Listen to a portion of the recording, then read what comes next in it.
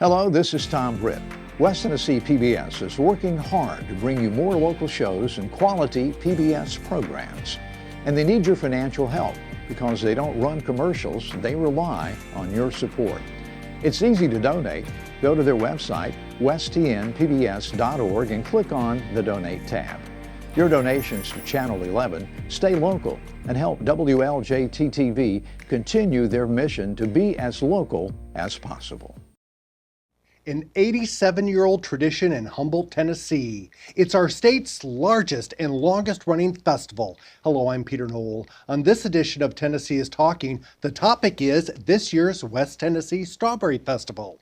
75,000 attendees, 9 blocks, over 20 events that are sure to entertain the entire family. So let the conversation begin.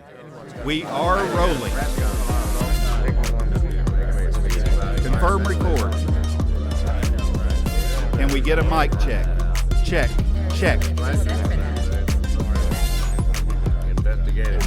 Stand by camera 2. Take 2. Stand by announcer in 3, 2. West Tennessee PBS presents Tennessee is Talking. Let the conversation begin. Thanks for joining the discussion here on Tennessee is Talking. Hello, I'm Peter Knoll. The very first strawberry festivals were designed as a way to market our community, strawberries, and all of West Tennessee during a very challenging economy. Here to tell us more is Beth Culpepper. Beth is the managing director of the West Tennessee Strawberry Festival. Thank you for joining us. Absolutely. It's that time of the year again. Tell us how this festival became the largest, longest running festival. Back in 1930, when the strawberry crop was at its peak, a group of local businessmen got together to see how they could market that product, that crop more locally, internationally, and they came up with what we know today as the festival. It first started off as like a 2 or 3 day event, and then it grew to become 5 days and then 7 days.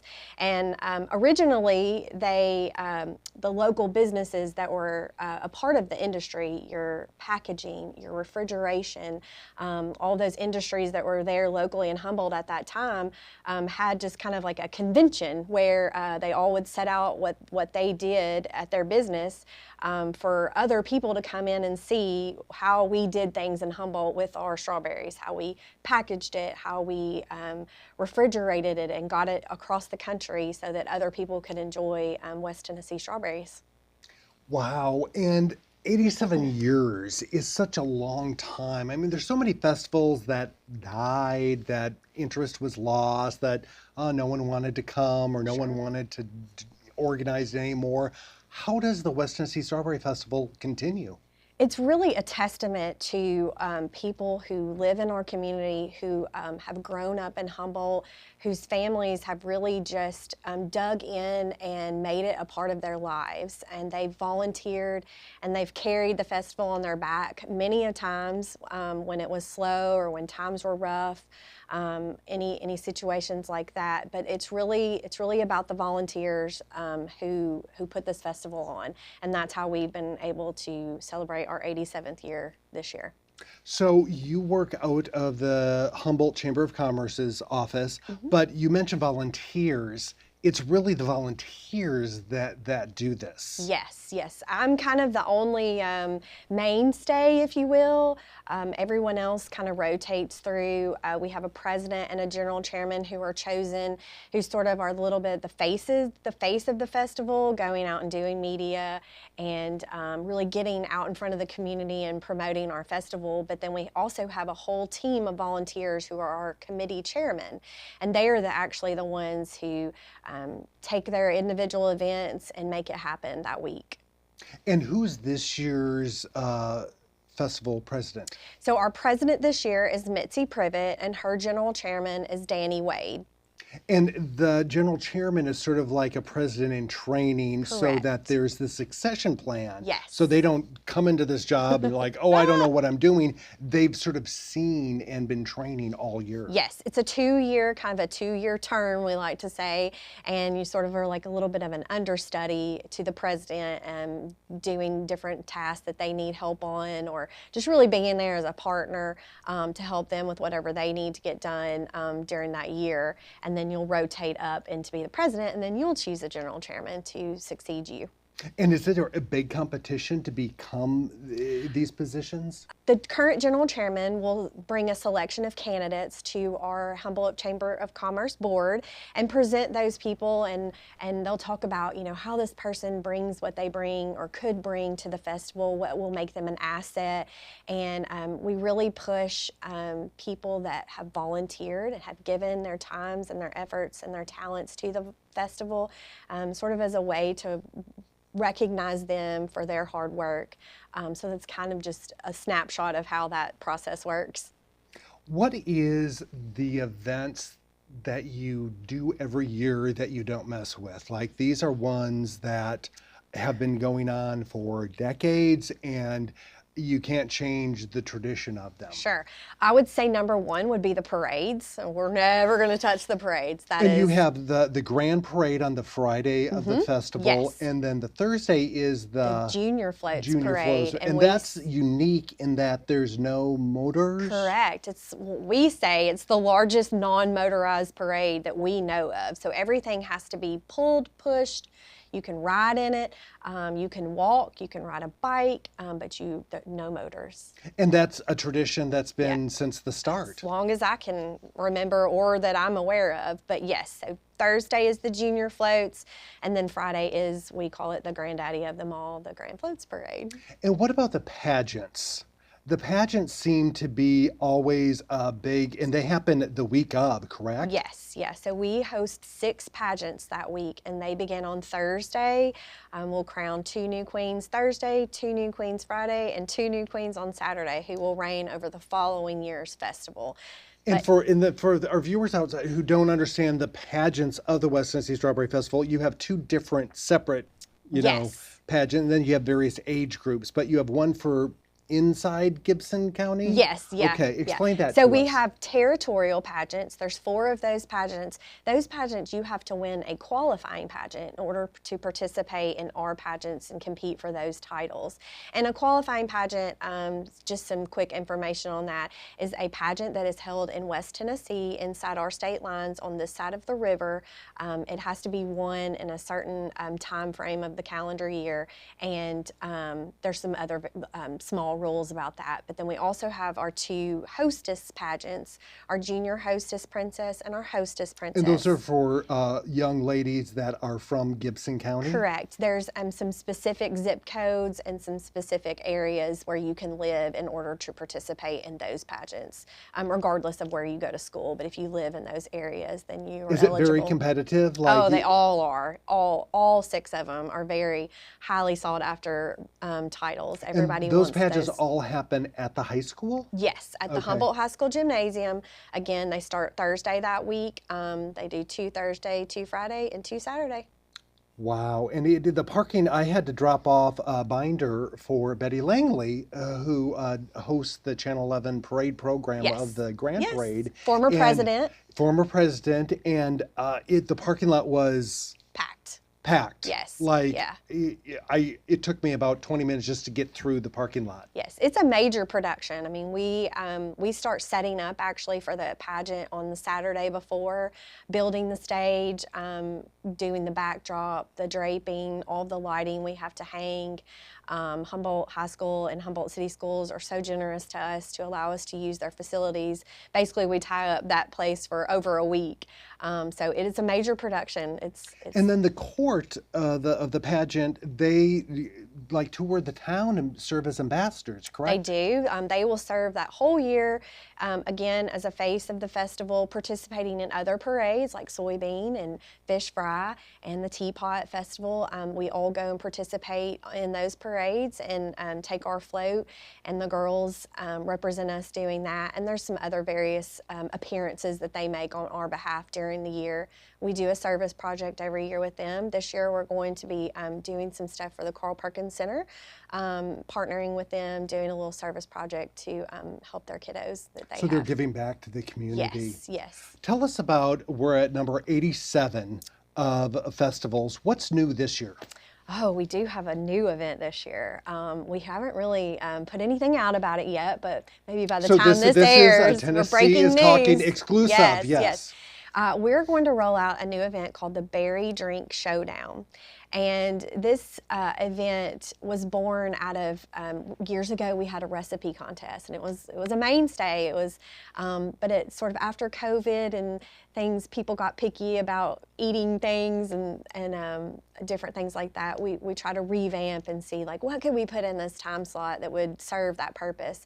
And so after a lot of conversation, back and forth, different ideas, we've come up on this Berry Drink Showdown. And what we've done is we've partnered with 3 nonprofits in Humboldt, the Humboldt Boys and Girls Club, the Carl Perkins Center, and our Helping Hand facility.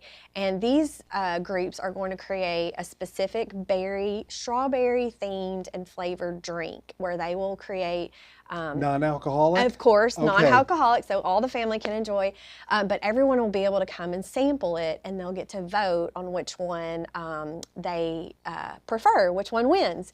And Sonic of Humboldt has partnered with us as well to help sponsor this event and give money to these organizations, and you'll get a ticket to vote.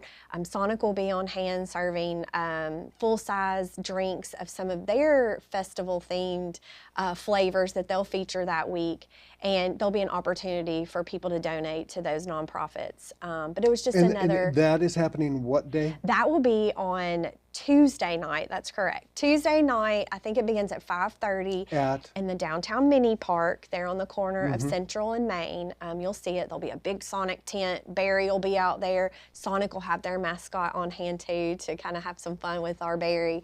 But that is the newest event that we'll roll out this year. We hope that it's How do you keep it fresh? I mean, several years ago you started Barry Idol, a singing competition. There always seems to be something fresh and new.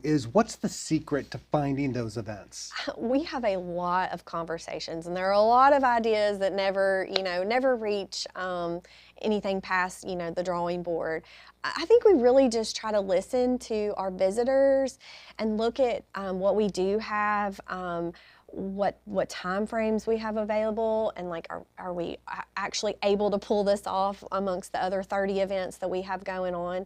But we just look at what people want, and what they want in particular in regard to this event is they want to try strawberry things. They want more strawberry things. And so a way to create that for people was just this little berry drink flavoring opportunity. So we'll see how it goes. You mentioned that Sonic will have some festival themed drinks. Yes. That's one thing that you really notice about this festival is all the local businesses in Humboldt and Gibson County try and participate. Maybe, having berry items on a restaurant menu, berry flavored drinks, berry items at gift shops. Yes. Tell us about that. Our local businesses and community really buy into that week. I mean, we just all say, like, this is our week. It's kind of like when Christmas has its time or Halloween, we know that this is the time where we push strawberry stuff. You'll find local businesses, retail stores, they've gone all out with everything strawberry they could find. Like you mentioned, the restaurants sometimes have a special menu with different items they'll feature. I really try to encourage our vendors, our concessions vendors, to feature something strawberry related, do a tweak on a normal menu item, but make it fit Strawberry Festival, because people really want that. That's why they've come. I mean, I've heard that people that collect strawberries come to Humboldt to get strawberry themed Yeah, well, items. yeah. Where else would you go, right? But yeah, so everybody kind of we're always shopping for strawberry stuff. I mean, anytime you see anything like, ooh, let's grab that, or let's do that, order that, make that. We all try to do merchandise and have specific shirts or themed merchandise for the week, and it sells like hotcakes. Do you track how many people are coming, and what is popular? What days are the big ones? Yeah, sure. So we partner with Tennessee Tech and Placer AI to do get some data for us, being able to track who comes, how we've gotten those people here. Last year, we were so excited to see our numbers after the conclusion of festival and learned that we had an over 160% increase in visits for that week. We had a 600% increase in our attendance for our parades on Thursday and Friday. From the previous year. Correct, yes. So we attribute that to some efforts that we've taken for some outside advertising, getting in some different markets other than, just here in our tight little West Tennessee area, like learning that people outside of that, they want to come too, and if they've never heard about it, like let's try to educate them and get them here too. So we had some incredible numbers last year with attendance and economic impact. What is the economic impact to So- Humboldt and Gibson County? So last year's festival had an over $6 million impact to Gibson County by itself. Wow. And you just think about all the people that are coming for the parades, and they've got to get gas, or they need to run to Walmart or something like that. And food. And they're And the eating, food, and their and the kids food. need something, and so they're spending that money at our businesses. We specifically saw an over $800,000 income to our city, like taxes and sales tax, that sort of revenue that we can directly tie to our businesses that are seeing that come into through their doors. When you talk to people that have just moved to West Tennessee, and that number is growing every week because people are discovering what a great place this is to live, and they've never heard of the West Tennessee Strawberry Festival, how would you explain the festival to them? Because if you come to Humboldt during, September, a normal time, Right, yeah. it's hard to imagine 100,000 people there. Sure. We're less than 8,000 people in Humboldt. So when you're talking 40, 50, 60,000 people that come into the town just for the parades, like that's an amazing number of people. And you're right, there's so many new people to this area. I guess the best way to describe it is it's just a big homecoming. It's an opportunity for you to come be a part of our home, and you're new to the area. And I really feel like we do a great job of being welcoming and warming to people, helping them out, and like telling them where to go, what you should go do. Here's something fun you should try. So our local community really accepts that responsibility and really helps all of our new neighbors out. Now, if people want to find out the schedule of events, because it's the first full week in May, correct? Yes, And so it always. starts on, Sunday, May the 4th this year Okay. through Saturday, May the 10th is how and it runs you this have year. events every day, something Every going day. on all the There's time. over 30 events now. And you not only have the website, and what is that website again? StrawberryFestivalTN.com, or it's festival time. Okay. And you also have an app. We do have an app. It's free download.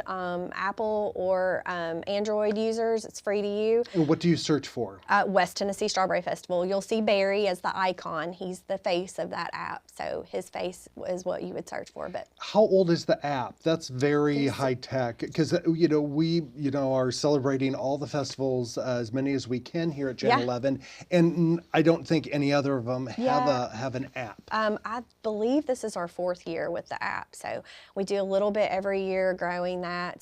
There's still a lot of untapped technology out with that we Because haven't used. I've but- used it in past years. Like if you open it up at the festival, it will give you a map. Like, Yeah. oh, I want to go to this event happening right now. Where is it? How can I and get it there? gives me Yes. a map on how I get there. The map is on there. You have a list of concessions vendors. That's probably, or the carnival times. Those are probably the two most popular pages on the app, is to find that information out. But it has everything: schedule of events, locations.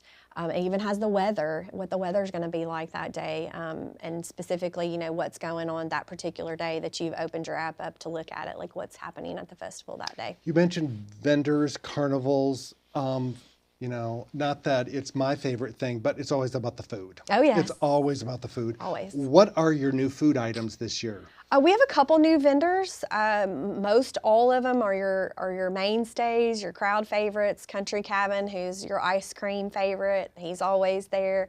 And we have a new craft burger person coming. And so I'm interested to see. Do you test these out before? I don't test them out, but I really do some research on other festivals that they've been at. I want to see what their trailer looks like. I want to see what their menu items look like.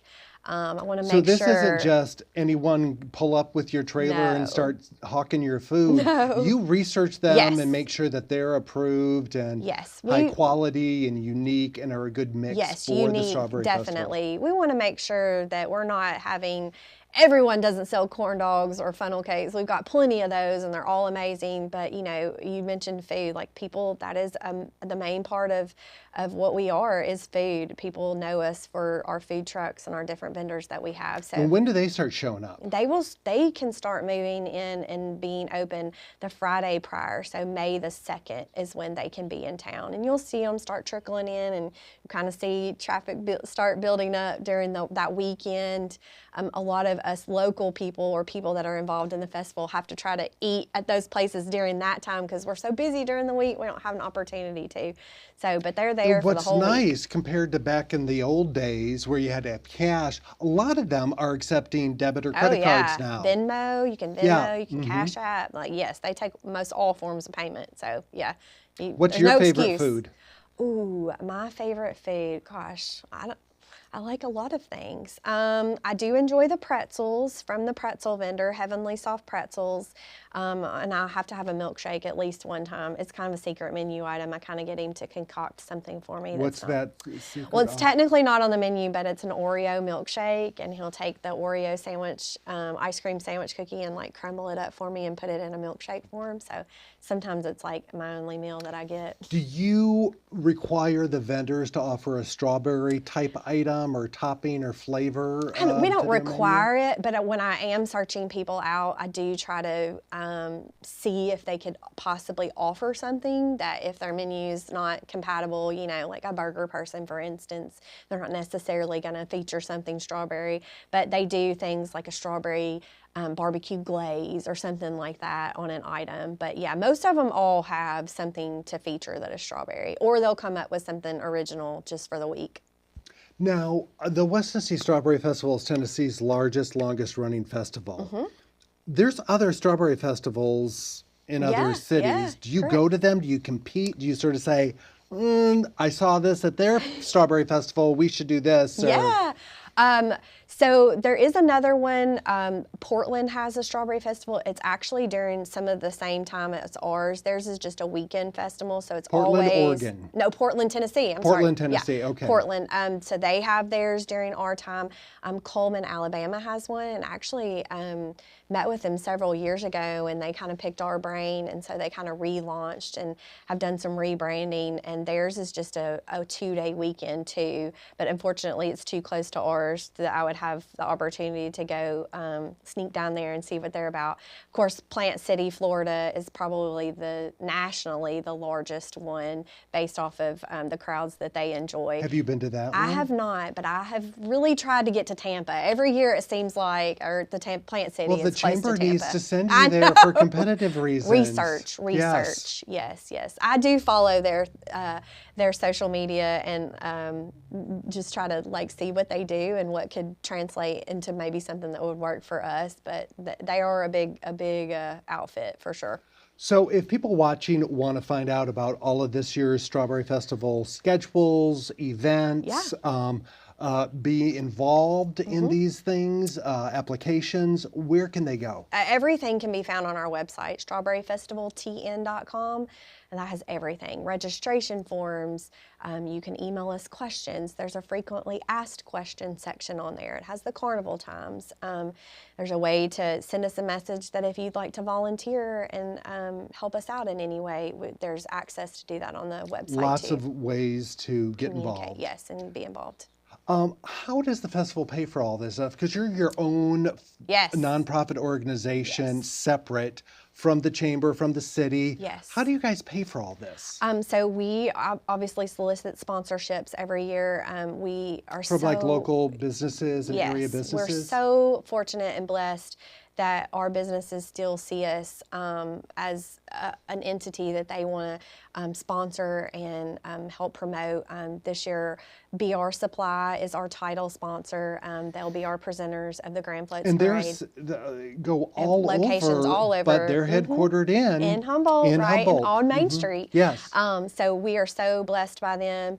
And Tyson Foods and Parham Heating, Cooling, Electric they are our platinum sponsors this year. So, and then we have close to 100 other level of sponsors. So vast majority are locally owned Humboldt businesses, but we do enjoy some that are broader West Tennessee, Blue Oval City, Blue Oval SK, that have partnered with us regionally to come in and sponsor as well. If a viewer out there watching right now or streaming hasn't been to the Strawberry Festival in Humboldt for a few years, I used to go all the time, haven't been, why should they go this year? Oh, you should come this year because the Gibson County Mass Band is going to have their every 5-year performance again at the Grand Floats Parade. So that is a huge highlight for us. It is 5 of our local Gibson County high school marching bands that come together to form about a 350-piece marching band. I saw it last time 5 years ago. It's incredible. It's incredible. Yes. So they will march on Friday for the Grand Floats Parade. So if nothing else, you want to come to the Grand Floats Parade. People have to back up. Yes, it's massive. I mean, you can and see they're them. practicing They come like and days ahead of practice. time. Yes. It's all the bands together. All it's 5 incredible. bands. Yeah. So that's one highlight this year. We've added extra nights of music. All of our music is free. So there's 6 nights now of music that you can come and enjoy. So that's one thing. Of course, the carnival and the parades and the pageants and the food and the horse show and the car show and the 5K, 10K. We could just go on through the whole list, but really any night and day would be a First full week in May, Yes. Humboldt, Tennessee, starting May 4th. May the 4th. May the 4th be with you. It'll be with us. Beth Culpepper, Thank you. Managing Director of Tennessee's longest running festival in Humboldt. Ooh, yeah. Thank you for joining Thank us you here for on having Tennessee me. is Talking. We are out of time, unfortunately. Thank you for coming. And if you want to watch this episode again or share it with a friend or family member, it can be streamed anytime on the PBS app along with local Channel 11 programs. You can also watch it on westtnpbs.org. And remember to keep the conversation going by following WLJT on social media. Until next time, I'm Peter Knoll. Keep on talking, Tennessee.